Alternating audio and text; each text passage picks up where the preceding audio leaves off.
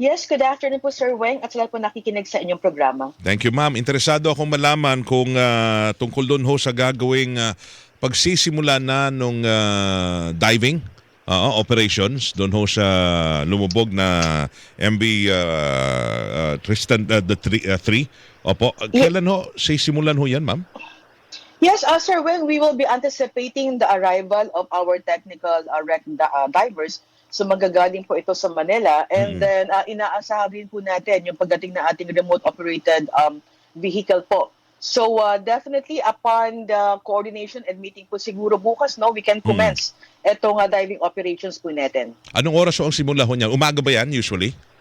Usually po, we maximize po yung ganda ng panahon. But Opo. as to the specific time, we will be checking tomorrow, sir, ko after po ng briefing po nila. Opo, And definitely, aagahan po natin itong diving operation po natin. Opo, bale ilan ho yung mga magdadive ho dyan sa ilalim?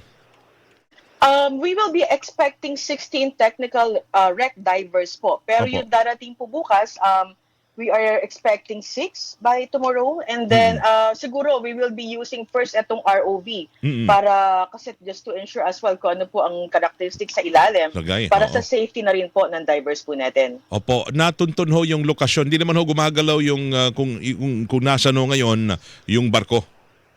Yes, Hindi naman hindi po. nadadalaw ho yan ng current sa ilalim. Oo. Steady Hindi siya. naman po. Oo, hindi naman ganun ka-significant yung lakas ng current sa area. So, I think wala pong masyadong pagbabago pagdating po sa location itong barko. Gaano ho kalalim itong kinalalagyan ho ng MV Kirsten po? As per assessment po natin, Sir Weng, it is 76 meters or 246 feet po. 246 feet, yan. Okay. Yan ho ba ang gagawin ho nila? Sabi nyo yung parang ROI ba yun tawag doon? Ano yun? Parang, ROV po. ROV, Sir oo. Weng. Ano yun? Parang may ilalim, may mga camera na yun, no? Yes, remotely operated vehicle po ito. Ginamit rin po natin ito sa sa taas. So meron po itong operator and meron po itong camera na ibababa po sa ilalim. So malalaman din po natin kung yung depth and then pati yung linaw po sa ilalim po ng dagat. So lahat po 'yan makikita po ng camera at makaka-capture po natin before we will do the diving operations po kasi medyo malalim po itong area na ito. Opo nga eh. Yung unang papasukan nun yan, syempre, kasi ito na ang option ho ngayon, silipin ang ilalim at yung mismong mga sa ilalim ng barko, yung mismong barko, dahil wala na ho bang senyales sa karagatan man lamang na meron pang andun siguro sila somewhere sa karagatan, sa ibabaw, kaya ito na ang pinili ngayon. Magkuhan tayo, diving na talaga. Well, Sir Weng, lahat po ng approaches ay ginagawa po ng Philippine Coast Guard. Currently, as we speak, is ongoing po yung ating surface search. Nagpalipad rin po tayo ng eroplano and continuous po yung kinakandak nating information campaign sa mga local government units kasi may possibility na baka mapadpad po sa mga shorelines. So lahat po ng approaches ginagawa po ng Philippine Coast Guard and this is just additional effort po na ginagawa po dahil may posibilidad po na itong mga hinahanap po natin ay natrap po sa mga kabina. So definitely we will be looking to that, Sir Weng. Mahirap po 'yun, no? Pag pumasok yung ROV sa loob, pwede niya matukoy lang, ma-identify o dito meron nakita, may nasisinag na parang something, may subject doon sa loob. Yes, tama po kayo. Tapos, tama po kayo. identify muna siya muna yung munang robot ang mauna doon, tapos pag natukoy na kung saan, tsaka susunod naman yung mga diver. Actually, Sir Weng, kung paano i-deploy itong ROV at saka technical divers natin, malalaman po natin upon their arrival po sa area, magkakaroon pa naman po ng briefing on how we will be utilizing these resources. Medyo napaka-sensitive ng gagawin nitong mga divers, no? Kung sakasakaling lang na talagang aabot na sa punto na kailangan may retrieve ho sa ilalim, yun, napaka-delicate na nagawain ho yun, di ba? Yes, sir. Tama po kayo. And etong technical wreck divers ay masyado pong complex ang kanilang diving operation. At they are well trained naman po. Sila po ay subok sa iba't ibang mga cases and incident na ibigay po sa Philippine Coast Guard. So they will be utilized for this one, sir, kasi medyo complex po itong gagawin diving operations po natin. Yung concern ho sa maka meron hong na konting oil spill na ho sa area, yan ba ay magiging sagabal? Tama po kayo. We were able to observe oil sheen sa area po na yan. Hindi po siya ganun ka-significant, although during our aerial surveillance, halos 1 nautical miles to 5 to 7 meters diameters po. No? Pero ito kasing 25,000 liters of diesel, these are light fuel po. So it can naturally evaporate po. So nakita po natin kanina during our aerial survey, medyo numipis po. So, hoping na, anyway, part po yan na magiging assessment po natin before po natin ipapa-operate sa mga divers po natin. Kasi ito na, may kargang diesel. Kumpara doon sa mga pagdala nyo ay oil tanker, yun ang yun yung mga medyo thick, di ba? Yes, crudo pa ho tama yun. po kayo. Oo. Okay. Ma'am, yung pong missing natin, sinasabi nabawasan from actually, parang kahapon, 24 pa ata bilang, no? Ngayon, 10 na lamang ang missing. Yes, tama po kayo. As we speak po, survivors is 316, 18 po yung ating casualties and 10 yung ating missing. Initially, ito, Sir Weng, ay 300, I think 50 or 59. And then we receive an information from the shipping company na merong 15 na initial na nasa manifesto na hindi sumakay or tumuloy sa kanilang biyahe. So kaya kahapon, nagkaroon po ng pagbawas dito sa number po natin. Kaya naging all in all, 300, kung kasama ho yung mga casualties and missing, kwan na lamang yun? 344. 344. Yan na yung kumpirmadong bilang. Nakita ko ngayon mga... As we speak po, Sir Weng, as we speak po. Ongoing rin po yung ating Opo, kasi yung iba ho ata, may mga kwento pa nga sila na hindi na sila tumuloy dahil nagbago isip, gusto lumipat ng barko, kaya sa ibang ship sila sumakay. Yes, may mga ganun po tayong information na natanggap. And ang Philippine Coast Guard naman po, we are open to that information and ongoing po ang ating investigation. So lahat po yan ay ating pong ina-assess and validate po. Okay, ano ho yung next step? After ho, kasi after ng kung sakasakali man, may mga retrieval na gagawin, after nun, ano ho ang next step doon? Doon pala magsisimula yung investigation proper? At ano ho ang involvement doon, ang partisipasyon naman ng Coast Guard sa magiging investigasyon? Yes, tama po kayo. Una ngayon, since time of the essence po, ay ongoing po ang ating search and rescue operation, although may kinakandak na po tayong initial investigation. So once we complete this number, yung mga missing, and mabalidate po sa ating mga relatives kung may magkiklaim pa po ba or may magbabanggit na meron po nakasakay na hindi po natin na itali, well, definitely magiging part po yan. And then after po ng investigation, nabanggit naman po ng aming komandante na si Admiral Ronnie Gavan, in case that during the investigation, we will find out that our person would there is a remiss in the performance of our personal's duty, definitely an admin sanction would be given. And aside to that, of course, naging directive din po niya, paiingtingin pa po natin ang pagkasagawa ng vessel safety inspection, kasama po yung pag-intensify ng ating pre-departure inspection sa lahat po ng barko na umaalis po sa ating mga pantalan to ensure that they are really compliant with all the regulations and policies po na sinet po ng Marina and the Philippine Coast Guard. Bali, ang una niyong gagawin niya investigasyon ay mismo doon ho sa mga personnel ho ng Coast Guard.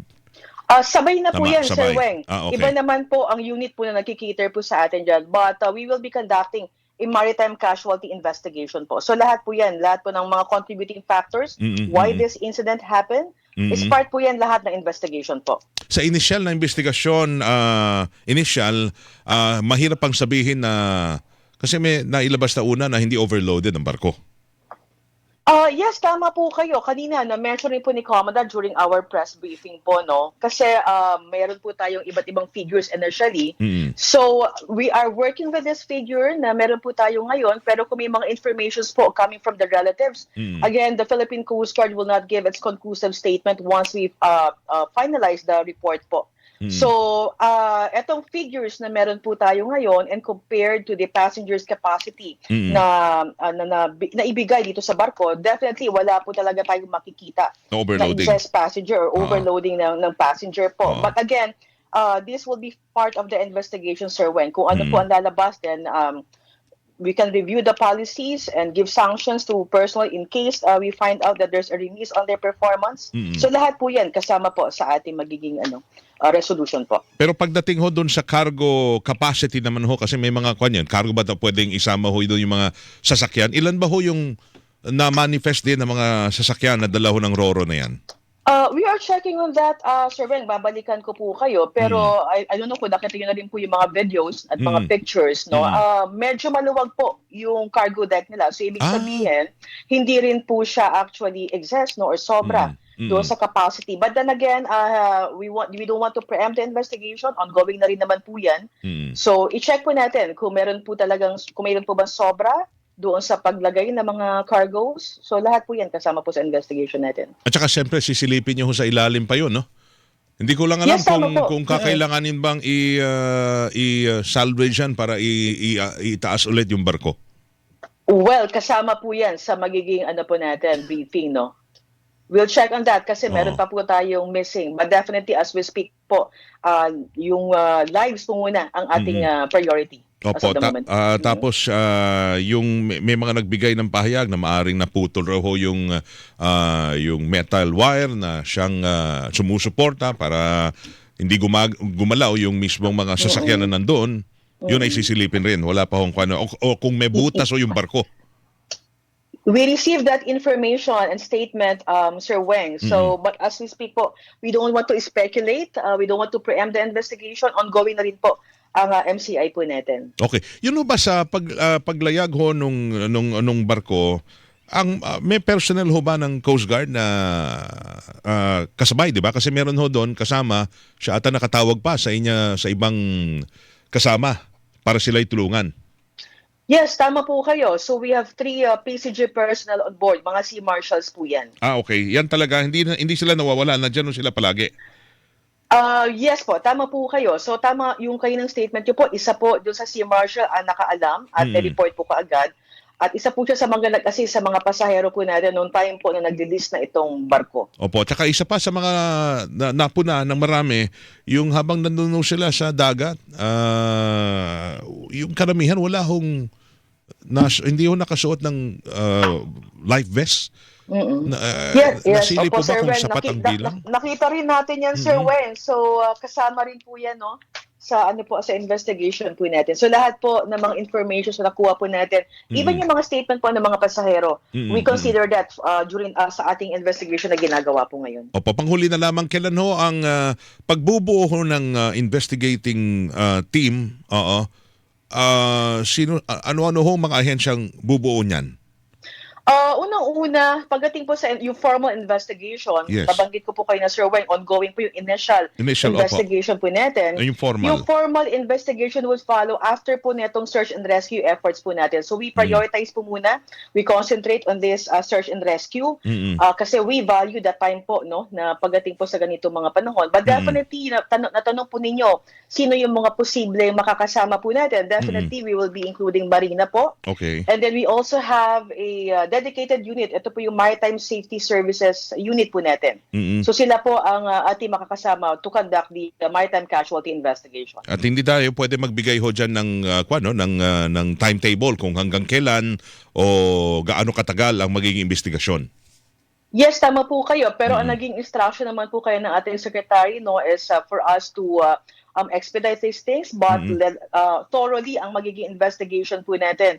So although we will be expediting this investigation, but definitely we will not be compromising yung magiging resulta po neto. Okay. Yung kapitan, missing pa. Kasama ho yung crew, no? Almost all of the crew ho ba? We are still locating 8 crew, Sir Wen. Okay. Tapos, kasama po yung kapitan. At yung dalawa, 8 crew missing, tapos yung dalawa, mga pasahero? Yes, mga pasahero po yan. Okay. Ma'am, good luck po sa inyong, at saka grounded na muna ngayon, no? Yung mga barko ng shipping lines. Yes, tama po kayo. Grounded po as of the meantime po. Alright, thank you. Ma'am Noemi, salamat ho ng marami, Kapitan, sa oras na ibigay nyo. Good luck sa inyong gagawin na patuloy ho na search and rescue operation tomorrow, yung mga sasama ho doon ho sa diving operations. Thank you po, ma'am, sa oras. Good luck po. Thank you, Sir Weng, and magandang hapon po. Tagapagsalita ho ng